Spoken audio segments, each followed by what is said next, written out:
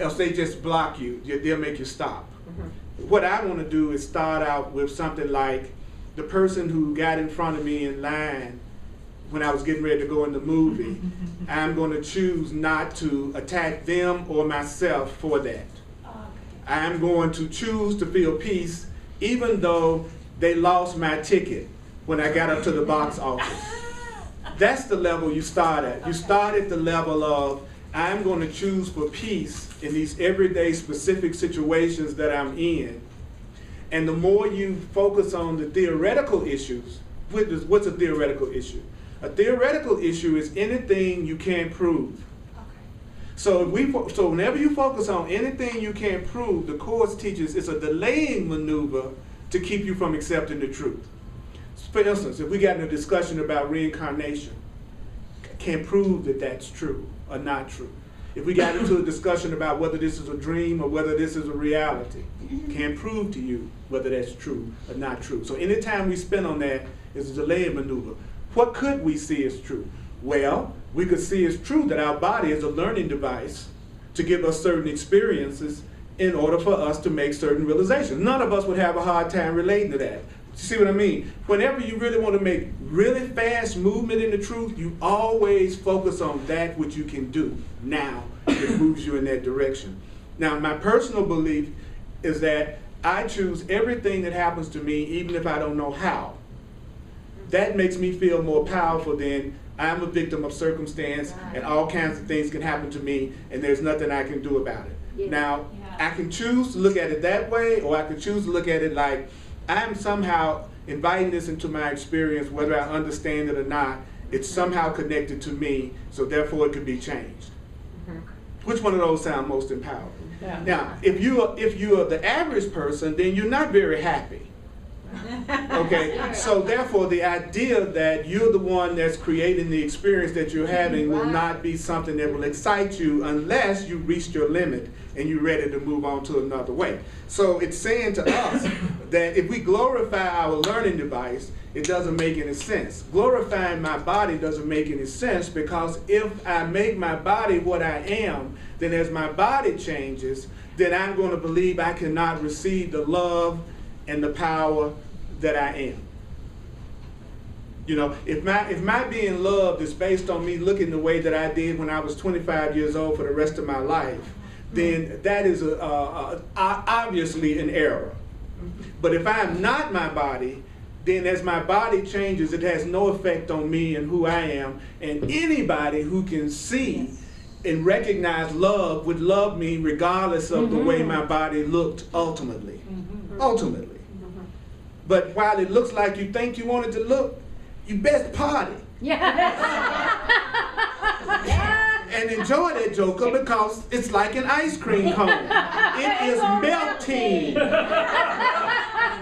You need a couple of licks. All right. Do you hear me? Yeah. You know, it's like be conscious, be discerning, but enjoy yourself. Enjoy your learning device. Before I go to the next paragraph, are we clear why we're here according to this? I'll say it one more time. You're a separate self with free will, operating in an external world. Your spiritual self desired to have the experience of separation, so you created situations that give you a variety of experiences as a separate being, which include all the experiences you've had since you've been born. It's like going on a ride in an amusement park, but you know there would be a problem if you want to live in the amusement park and never get off the roller coaster. Okay, you are ready to get off the roller coaster of fear, of worry, broken into by periods in which it looked like everything is going pretty good. You're tired of being on the roller coaster, of being out here every day, feeling like you got to make it on your own, being concerned about economic and social conditions and all the different things that we're supposed to be avoiding all the time. That, you know, I used to like to go to the amusement park and then go into what we call the scary house or the haunted house. I used to love it, but I didn't want to stay there. We got into the haunted house and then bought a house.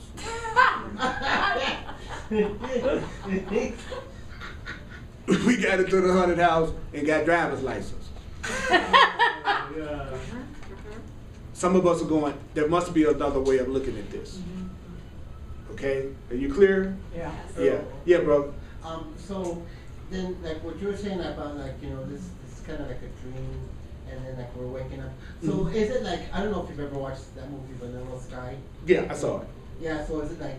Well, yeah, I think that's one of the best movies ever made as far as explaining metaphysical, spiritual concepts. I think wasn't Tom Cruise in that movie? Yeah. If you ever get a chance, rent Vanilla Sky. It's a great movie, and there was a certain, well, I don't want to blow it for you, but it's a great movie as far as really understanding that at any point in time in the dream, in the situation, you can contact home base and ask for guidance. You were not just dropped here. That's funny how people can believe in a devil and they can believe in all sorts of angels, which is great. But if you say stuff like, you're an unlimited spiritual being who decided to have an experience of separation, and you have a body to give you that experience, and people go, that's so weird. But the stuff that they says makes sense is the weird stuff I ever heard in my life. Yeah. You know what I'm saying? Think about it for a minute. The stuff that everybody accepts as okay is really weird. A devil with a pitchfork, with a tail. Now that sounds weird to me. To say you are spiritual beings who desire to have an experience of separateness and therefore giving yourself experience, but you made the mistake of thinking that you are just this body and forgot your spiritual identity, and you create through your consciousness and your thinking. To me, that doesn't sound as weird. But we are looked at as the weird ones. You tell somebody you're responsible for your experience and that you are love, you're the weird one. So if the more the world accepts you, the more you need to watch out. The more the world says you're normal, the more you might want to check yourself. You know, I pride myself in being seen as strange. Like, you know, I get scared when some of my relatives agree with me. That's right.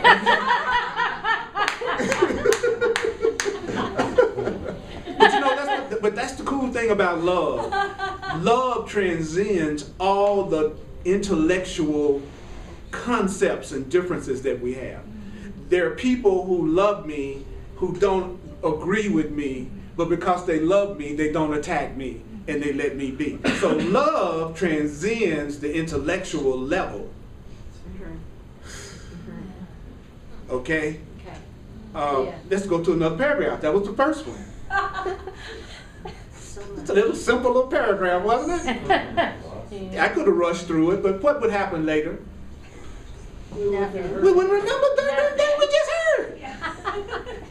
Go faster, go faster. I need more to forget. This class doesn't move fast enough.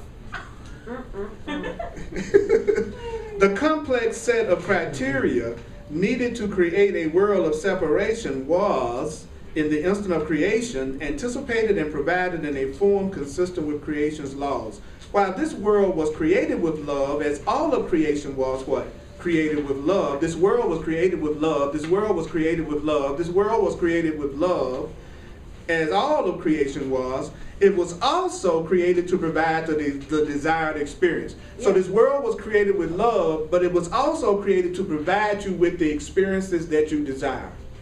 This world was created to provide you with the experiences that you desired. This world was created to provide you with the experiences you desire. Now, suppose you have been programmed, taught, and you went through an abusive type of childhood, or one, I don't know about you, but when I was growing up, you know, even though I knew my parents loved me, I wasn't hearing, you're the infinite being of creation that's totally innocent, that the whole world is glorified because you're here. Okay? I heard a lot of things I needed to watch out for in order to be safe. So I was taught, basically, to always be on the lookout for what could happen to me from the unknown. Anybody else? And then my whole experience was about how could I create enough security to protect myself from the unknown. So there was the assumption that something was out to get me that was unknown. And so my whole life is built up around can I defend myself against something that might happen? In other words, we live our lives the same way we look at an insurance policy. We want to be protected in case something happens. So we try to make and build up and create as much safety as we think we can make up so that just in case we'll be able to be okay. So our whole life is basically coming from, when I say our, you know what I mean, it may not be you, but it's like our whole life is based on the premise of the universe isn't benevolent. And I've got to be on the lookout and defend myself against unknown forces that may hurt me. Does that make sense to anybody? Yes. And hopefully I can get a few relationships that will offer me some level of love and safety in the midst of all this stuff that I need to be aware of. Does that sound familiar to anybody? Okay, so if my belief creates my reality, and my belief is that there is something out there to get me that I should defend myself against, then I literally invite things out there to come to me that I need to defend myself against. That's why people who believe in attack attract it. Or those who defend against it attract it, because those who defend against it believe in it as much as those who perpetrate it. See, that's why it looks like good people suffer, because the good people believe that they can be hurt as much as the people who hurt. So they both have a common belief in hurt. I believe I can be hurt. Oh, the universe says, yes, I'll give you the desired experience. This world was created to give you the experiences that you believe in and the experiences that you desire. And you believe that you don't deserve to be loved, or you believe that you are lonely, or you believe that your body can be healthy, or you believe. So I'm going to give you the experience that you decided to have by the belief system that you're investing in. The challenge is that I want to think all this fearful stuff and want all the love to come. So while I'm afraid and not believing in joining and connection,